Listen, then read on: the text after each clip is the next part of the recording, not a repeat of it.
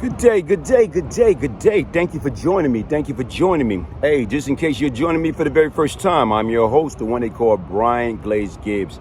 And this is my ministry. This is my platform. What I do is I talk about the good, I talk about the bad, I talk about the ugly. But guess what? This is my ministry. So what we're going to do is, how do we utilize these life lessons as learning tools about the do's and the don'ts? The incident I'm going to speak about is this. In 1987, after I got acquitted for these charges: murder, attempt murder, weapon charge. I got acquitted after laying up 13 months and 17 days. And probably like a month, after a month that I was out, I wound up purchasing it. I got a BMW, but it was stick shift, so I couldn't drive it. 5 Series BMW, stick shift, I couldn't drive it. So, and then I used to have guys that knew how to drive stick shift. My man Rob, my man Supreme, Bay Allah, may so rest in peace. It's like I used to have to depend upon these guys, saying to drive me around. So if we get into a beef, and back then, you got alpha male versus alpha male. So you got 2 alpha male, we get into a beef or misunderstanding. And you know what? So if they get mad at me, you know what's gonna happen? They don't want to drive me the next day. So I gotta find a new driver. But anyway, long story short, I got rid of the BMW and wanted to get me a black decked out Volvo, 740, black decked out Volvo. And I can remember, me and my wife at the time, we got into a dispute, okay? And I don't know what it could have stemmed from. Probably right now is, guess what, I'm out, and I just got out probably for like a month now. And here it is, we married, but I'm spending more time with, my guys, the crew. I'm out there hanging out with them opposed to being with my wife. Okay, I just came home with 13 months, 70 days. And then not only that, here it is, I'm sleeping with my wife and, doing bad boy things because you're a hustler. So you know what will come with the territory? Fast money, more girls than you can even handle. So anyway, we got into a disagreement, an argument or whatever.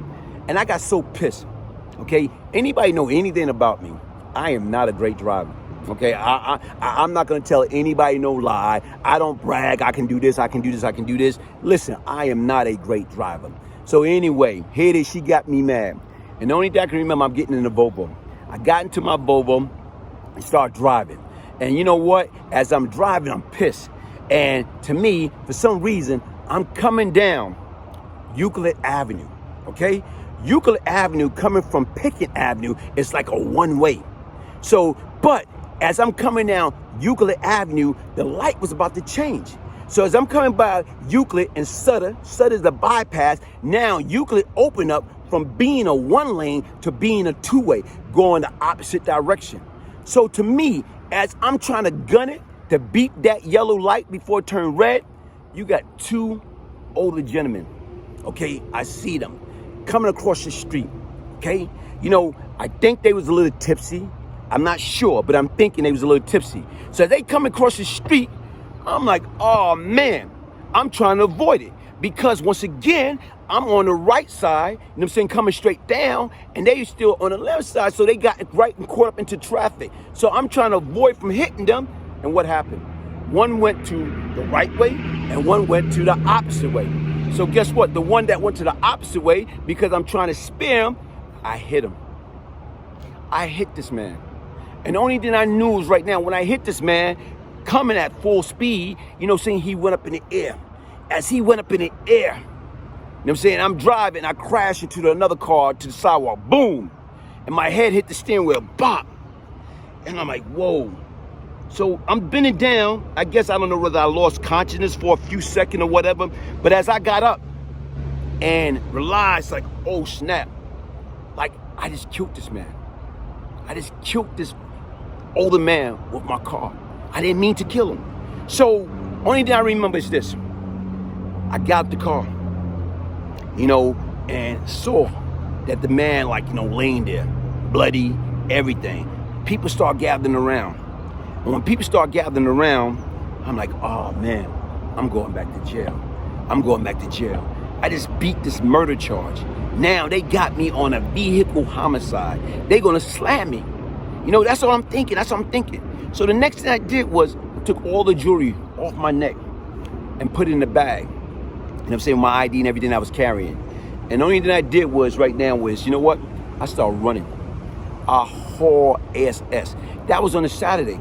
I ran out, of the neighborhood, out of the projects to the other side. And basically what I wound up doing is right now, I'm like, because my mind is racing. The only thing I'm thinking about, I'm going to be back in that hellhole. I'm going to be back in jail for an accident. I didn't mean to do it. So, okay, I left. Got in contact with my wife. You know what? We took a limousine. We went to Atlantic City. So I'm up there in Atlantic City. I'm on a run again. Okay? This is the second time within a matter of a year and a half I'm on a run. So as I'm up there, trying to find out what's going on, trying to find out, the man, did he die? What's going on or whatever. So I'm getting bits and pieces of information. So here it is right now, man. Don't get me wrong, folks. Listen, being on a run and having, you think you're on a run, having law enforcement, whether it's city, state, federal, looking for you, it's not a great feeling. It's not a comfortable feeling. So Sunday came, and I'm trying to figure out, making phone calls back to the city, trying to see what's going on. Like I told you, I'm waiting for them to come to my door, looking for me or whatever. Okay. Next thing you know, Monday morning,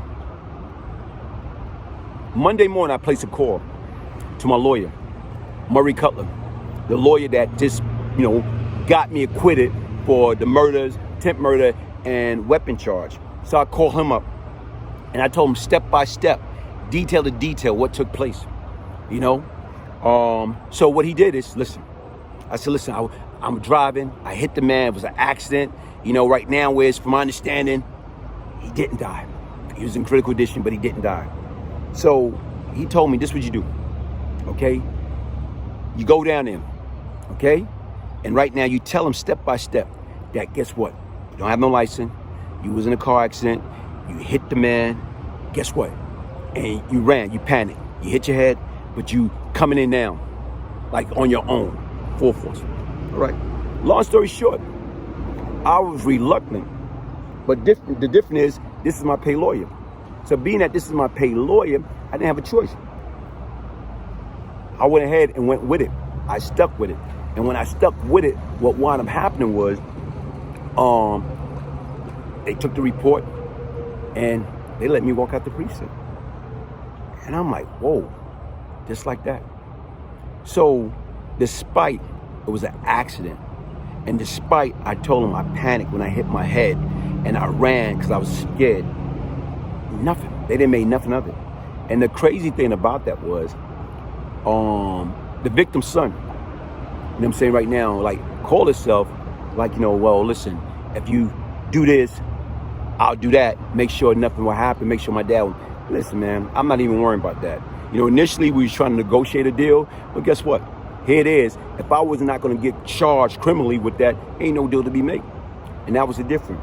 But even right now, folks, this crazy thing about life, sometime when you're not expected to get yourself caught up into some unnecessary nonsense. And the fact that I was upset with my wife, it wasn't her fault, it was my fault. Because I allowed my emotions to supersede my intellect. And I got in the car knowing I'm not a good driver, and I'm start gunning. And I'm just driving all fast or whatever. And like I told you right now, is when I try to beat that red light, and automatically, like I say, I saw those two mans in a row, and I'm like, oh man, either I was gonna hit the guy on the opposite side or hit the man that I hit. And like I said, I didn't mean to do it, but it happened. I'm just glad that he was able to be all right and he didn't die. Hey, listen, hit that like button, hit the subscribe. Like I said, I got a powerful piece interview. Right now, I think everybody's gonna like it. We'll be dropping real soon. Hit that like button, subscribe, and share. Thank you for joining me. One love. In 1998, 3 American pharmacologists received the Nobel Prize for Physiology or Medicine for discovering the signaling role of nitric oxide in the cardiovascular system.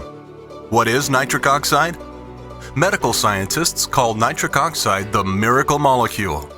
Nitric oxide increases blood flow, clears arteries of plaque, reduces inflammation, and reduces blood pressure. Unfortunately, healthy nitric oxide drops dramatically as our bodies age. Inspired by the scientific evidence discovered in over 60,000 studies and desperate for a viable treatment for at-risk patients, Clinical and Herbal Innovations Incorporated, led by top medical doctors, began to experiment with natural supplements to formulate Panoxol. Powerful and effective, Panoxol is a U.S. patented dietary supplement developed to assist in the management of major cardiovascular maladies. The ingredients in Panoxol direct the body to produce healthy nitric oxide. Patients taking Panoxol are reporting amazing results.